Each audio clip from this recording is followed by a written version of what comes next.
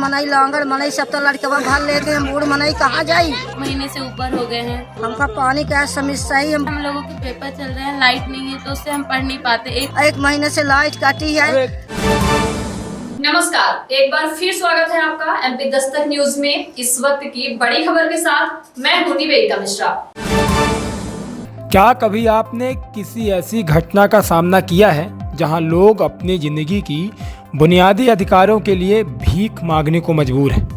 अगर नहीं तो इस खबर को ध्यान से देखिए। यह कहानी एक छोटे से गांव झिन्ना की है, जो बिजली और पानी जैसी बुनियादी ज़रूरतों के लिए महरूम हो चुका है। पिछले 20 दिनों से ग्राम झिन्ना के लोग अंधेरे में जी रहे हैं। इस गांव के लोग रात के समय अपने घरों में केवल अंधेरा और चुप का सामना कर रहे हैं, क्योंकि उनके पास बिजली नहीं है। और जो सबसे हैरान कर देने वाली बात है वह यह है कि गांव में पीने का पानी का अकाल भी पड़ चुका है। लोग पानी के लिए घर घर भटक रहे हैं, लेकिन पानी का एक भी बूंद नहीं मिल रहा है। इस दर्दनाक स्थिति के बावजूद जिम्मेदार अधिकारी और नेता मौन हैं। ग्राम झिन्ना में बिजली और पानी की इस भयावह स्थिति के पीछे एक अजीब सा रहस्य छुपा है। बताया जा रहा है कि इस गांव के लोगों ने बिजली के बिल समय पर नहीं भरे और इसके बाद बिजली विभाग के एक तानाशाह जेई ने पूरे इलाके की बिजली काट दी। नहीं अच्छे ये अपना गलती के कर जमा कर दूंगा का कर एक बात बताइए अपना गलती पहले बताइए। राजा गाली से नहीं, प्रेम से। अब पूरा गांव अंधेरे में डूबा हुआ है। लेकिन यही नहीं, बिजली की किल्लत के साथ साथ पानी का भी कोई इंतजाम नहीं किया गया है।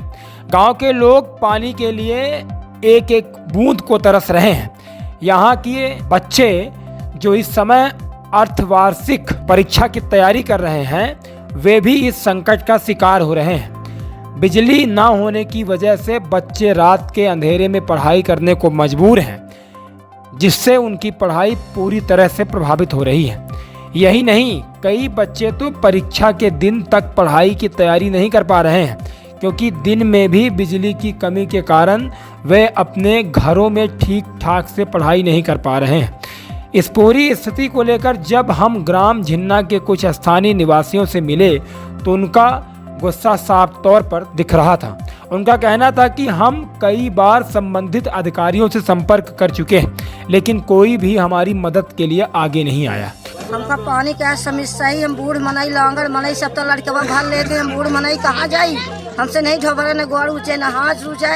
एक महीने से लाइट काटी है, तो एक महीने से कहाँ बात समस्या आ रही है। हम क्लास 11th पढ़ रहे हैं, हम लोगों के पेपर चल रहे हैं, लाइट नहीं है तो उससे हम पढ़ नहीं पाते। एक महीने से ऊपर हो गए हैं। इसका कुछ सलूशन हो तो निकालें। उप मुख्यमंत्री का क्षेत्र होने के बावजूद हमें ना तो बिजली मिल रही है और ना ही पानी। यहाँ तक कि कई बार हमने पानी के टैंकरों के लिए भी अधिकारियों से अनुरोध किया, लेकिन जवाब में कुछ भी नहीं मिला। हम पानी और बिजली के लिए अब भीख मांगने की स्थिति में आ गए हैं। गांव के लोगों का मानना है कि इस स्थिति के पीछे कोई बड़ी साजिश है।